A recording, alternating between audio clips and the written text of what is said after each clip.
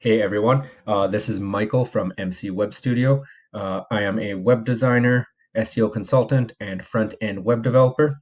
And this is going to be a quick video on-page SEO or on-page optimizations.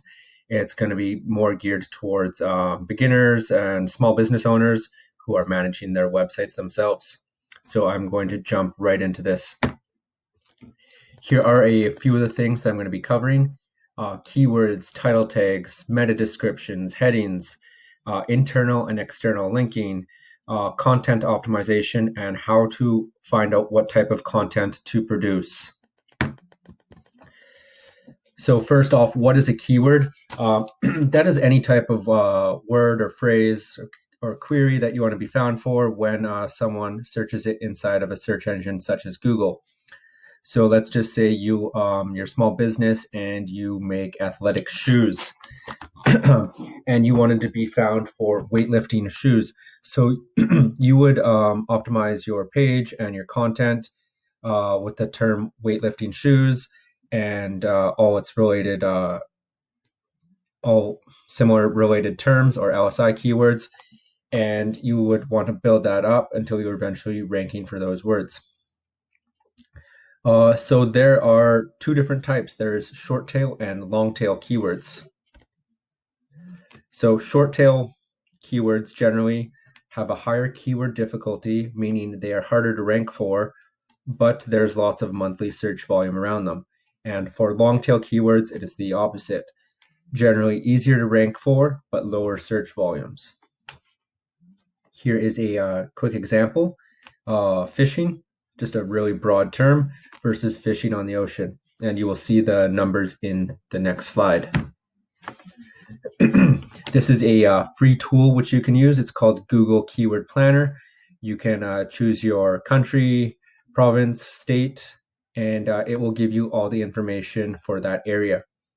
So here are the two terms. As you can see, fishing, short tail keyword, has a high search volume between 1,000 and 10,000 monthly searches with a medium competition. Below it, fishing on the ocean, lower competition, but it only gets between 10 and 100 searches per month. Title tags.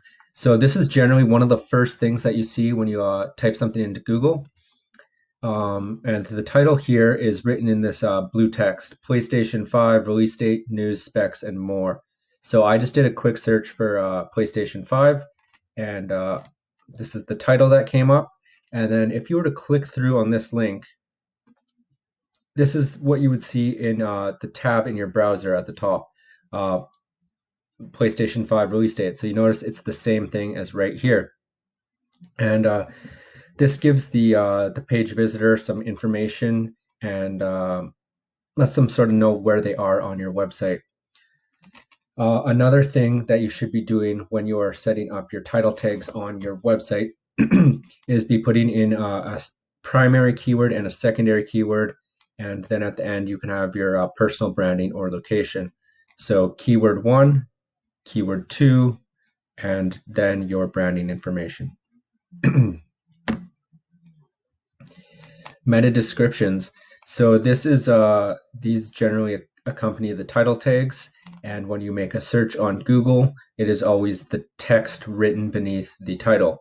And in this, it's not an SEO ranking factor, but it is an extra opportunity for you to give more information to a potential viewer, and it can also act as like an elevator pitch, trying to draw them more visitors onto your site through that text area.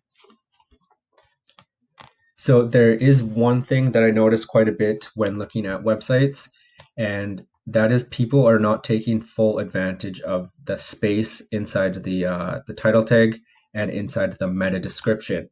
So when you are writing out your title tag, you have 70 characters, and what I see is people only putting 1 or 2 words here. And then same with your meta description. You have up to 300 characters, and I only see people putting in 10, 15 words. The goal here is to put much information as possible into these spots with using your keywords and branding. So heading tags. Um, you're going to generally see the H1s at the top of any page you go on. They are pretty similar to your title tag, but they are not the same. It will use, it'll probably use one of the words that are in the title because it is an indicator to Google what this web page is about and what type of content can be on it. So only one H1 tag per page, and then your H2s, H3s, and H4s, those act as subheadings or subpoints, and you can have as many of those as you would like. So this is just a quick example, this picture. I took it off the WP Rocket website, and if you go to their actual website, they they have a good example of proper heading structure. So they start right here with their H1 at the top, and that is to speed up your website in a few clicks. And then their H2 is, are you ready to reach the stars? And then if you visit their website, they continue down with proper heading structure. So H1s, H2s, H3s, and so on.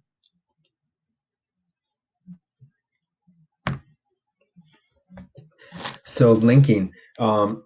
This is another thing that I notice a lot of people miss out on.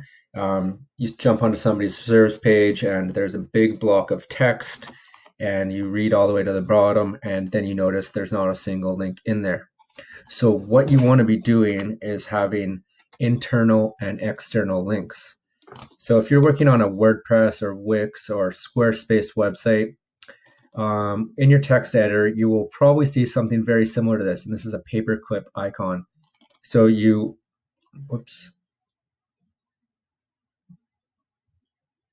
So with this icon, you'd go in, you would highlight the text that you would want to use for your anchor, and then you attach the link to it. So when you are adding an external link, so a link to someone else's website, you always want to make sure to open the link in a new tab. If you do not set this and you put the link in, somebody can click on that link and then they will right away be taken away from your site onto the linking website. So the idea is to open it in a new tab and trying to keep them on your website as long as possible. So like I just said, internal and external linking. So internal is connecting all the pages on your website. So think of your home page. You scroll down a little bit and then you have your some images and they connect to your services. You go down a little further, a link for testimonials, and then at the very bottom is a link to your contact section. And then you jump into your blogs. And in this blog, there's links going out everywhere to other blogs, back to your homepage, back to your services, to your next service, and then back to your contact page. So the whole idea on your internal linking is to sort of make a strategy and have a network of links that keep people on your site as long as possible. And for external links, these help. This provides people with information, but on a different website. So you make sure if you are whatever you link out to, it should be highly relevant to your website and it should be providing value to the people that are leaving your site. So if you have a tennis site, like right down here I mentioned, and then you're linking out to something about bowling, that wouldn't make any sense whatsoever. You want to link it out to something relevant and helpful to the reader. So in this case, it would make sense for a tennis blogger to link out to an article that has something to do about stretching after physical activity. So copy and blogs.